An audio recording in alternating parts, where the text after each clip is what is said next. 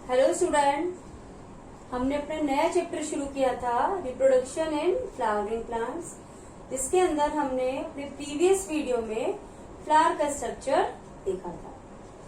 आज हम androecium whole की बात करेंगे, जो कि मिलकर बना होता है किससे? स्टेमन से। तो हम देखेंगे स्ट्रक्चर ऑफ स्टेमन। ये हमारा स्टेमन है जो दो पार्ट से मिलकर बना है। ऊपर वाला पार्ट इसका एंथर कहलाता है और ये है फिलामेंट। नॉर्मली जो स्टेमन होता है वो थैलामस से जुड़ा होता है, पर कभी कभी ये पेटल्स से भी जुड़ा होता है। और जो एंथर होते हैं वो नॉर्मली बाइलोब्ड होते हैं, यानी कि उनके अंदर दो लोब्स होती हैं और हर लोब के अंदर दो माइक्रोस्पोरेंजियम होते हैं, जिन्हें कि हम पोलन सैक भी कहते हैं। पोलन सैक यानी कि जिनके अंदर पोलेंस बनते हैं। तो ये है हमारा फिलामेंट, ये है हमारे एंथर, और ये एंथर की हमारी दो लोब्स हैं। तो जनरली जो एंथर होते हैं वो बाइलोब्ड होते हैं और ईच लोब हैज 2 माइक्रोस्पोरेंजियम। ये हमारी टीएस ऑफ एंथर है, जिसमें हम इसका स्ट्रक्चर बताएंगे कि किस तरीके से ये सब अरेंज होता है एंथर के अंदर।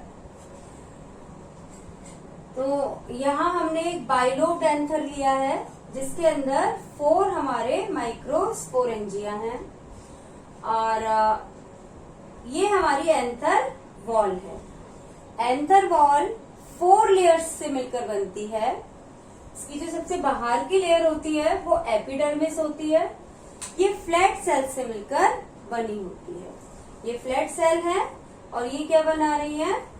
Outer layer, outer most layer epidermis बना रही है। एपिडर्मिस के नीचे एंडोथीशियम होती है और जो एंडोथीशियम है उसकी जो सेल है वो कॉनिकल शेप की होती है। ये कॉम्पैक्टली अरेंज्ड सेल होती हैं। इन सेल के अंदर कैलोस थिकनिंग पाई जाती है और ये जो कैलोस थिकनिंग होती है ये जब एंथर फटता है उसमें ये हेल्प करती है। थर्ड लेयर होती है हमारी मिडिल लेयर। जो मिडिल लेयर है वो पैरेंकाइमल सेल की बनी होती है, जो कि लूजली अरेंज होती है। लूजली अरेंज मतलब कि उनके बीच बीच में स्पेस होता है। और लोब्स को एक दूसरे से सेपरेट करने के लिए यहाँ एक कनेक्टिव टिश्यू होता है, जो कि स्टेराइल होता है। स्टेराइल यानी कि ये रिप्रोडक्शन में हेल्प नहीं करता है, पार्ट नहीं लेता है। और जो हमारी 4th लेयर होती है वो मोस्ट इम्पॉर्टेंट लेयर है और इसे हम कहते हैं टेपिटम। टेपिटम जो हमारे पॉलेंस होते हैं उन्हें न्यूट्रिशन प्रोवाइड करती है। ये कैलोस एंजाइम का सिक्रीशन करती है। इसके अलावा जो पॉलेंस होते हैं उनकी जो आउटर लेयर होती है एक्साइन, वो स्पोरोपोलिनिन नामक एक पदार्थ की बनी होती है और वो बहुत ऐसी लेयर होती है कि वो किसी भी चीज के साथ रिएक्ट नहीं करती है और किसी भी चीज का उसके ऊपर असर नहीं पड़ता है, यानी रेजिस्टेंट लेयर होती है। तो उस स्पोरोपोलिनिन का निर्माण भी टेपिटम ही करता है, उसका सिक्रीशन करता है स्पोरोपोलिनिन का। इसके अलावा कुछ फ्लावर्स के अंदर पॉलन किट पाई जाती है। जो पॉलन किट होती है वो एक स्टिकी सब्सटेंस होती है, चिपचिपा पदार्थ होती है, जो कि पॉलेंस को हेल्प करती है चिपकने में, स्टिग्मा से चिपकने में, पॉलिनेशन में वो हेल्प करती है। तो इस तरीके से हमारी 4 लेयर्स हैं।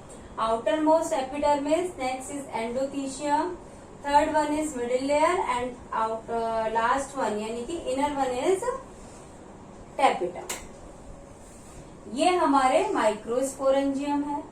माइक्रोस्पोरेंजियम का जो अंदर वाला हिस्सा है इसके अंदर आर्केस्पोरियल सेल्स पाई जाती हैं और ये सेल कॉम्पैक्टली अरेंज्ड होती हैं। और ये हमारे 4 माइक्रोस्पोरेंजिया हैं और सभी के अंदर सेम ही स्ट्रक्चर होता है। तो इस तरह ये जो हमारा स्ट्रक्चर है ये एंथर का स्ट्रक्चर है।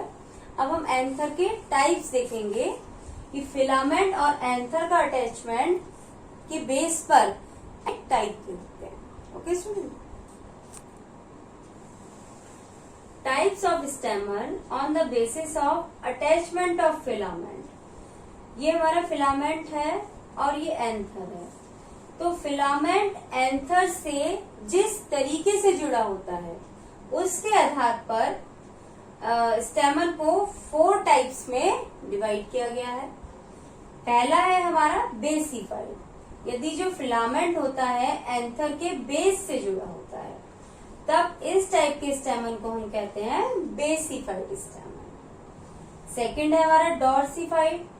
जब फिलामेंट एंथर की डॉर्सल साइड से जुड़ा होता है तो ऐसे स्टेमन को हम कहते हैं डॉर्सिफाइड स्टेमन। थर्ड है हमारा एडिनेट। जब स्टेमन एंथर की पूरी लंबाई के साथ जुड़ा हुआ है ऑल अलोंग द एंथर, तब ऐसे स्टेमन को कहते हैं एडिनेट स्टेमन। और ये है हमारा फोर्थ टाइप वर्सेटाइल। इस टाइप के जो स्टेमन होते हैं वो एनिमोफिलस प्लांट्स के अंदर पाए जाते हैं जिनमें विंड से पॉलिनेशन होता है। तो यहाँ पर जो इनका कनेक्शन है एंथर का और फिलामेंट का बहुत ही लूज कनेक्शन कह सकते हैं। और जो एंथर होता है वो कुछ बड़े साइज का होता है और जो फिलामेंट होता है उससे बस यहाँ अटैच होता है उसकी साइड से। तो जो हमारे फ्लावर्स हैं जिनके अंदर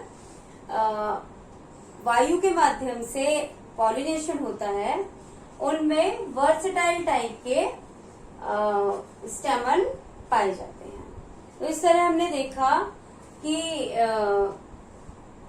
एंथर और फिलामेंट के अटैचमेंट के बेस पर जो एंथर है वो जो स्टेमन है वो 4 टाइप्स के होते हैं, बेसिफाइड, डॉर्सिफाइड, एडिनेट एंड वर्सेटाइल। हमने स्ट्रक्चर देखा एंथर का कि एंथर जो जनरली होते हैं वो बाइलोब्ड होते हैं, यानी उनके अंदर 2 लोब पाई जाती हैं और हर लोब के अंदर 2 माइक्रोस्पोरेंजियम होते हैं। और जो माइक्रोस्पोरेंजियम है मतलब जब एंथर यंग होता है तो ये जो स्ट्रक्चर है माइक्रोस्पोरेंजियम है, और जब वो मैच्योर हो जाता है एंथर हमारा, मैच्योर एंथर में जो हमारे माइक्रोस्पोरेंजियम है वो कहलाने लगते हैं पॉलन सेल। इनका साइज कुछ बड़ा हो जाता है और जो आर्केस्पोरियल सेल है वो एक दूसरे से थोड़ा दूर दूर हो जाती है, यानी उनके बीच में कुछ गैप आ जाता है। और अब इन सेल्स को हम कहते हैं माइक्रोस्पोर मदर सेल। और ये सभी सेल डेवलप करने की कैपेसिटी रखती हैं माइक्रोस्पोर्स को, यानी कि पॉलन ग्रेन्स को। तो इस प्रोसेस के बारे में हम डिटेल में पढ़ेंगे अपने नेक्स्ट वीडियो में, माइक्रोस्पोरोजेनेसिस में। Okay, thank you and have a nice day.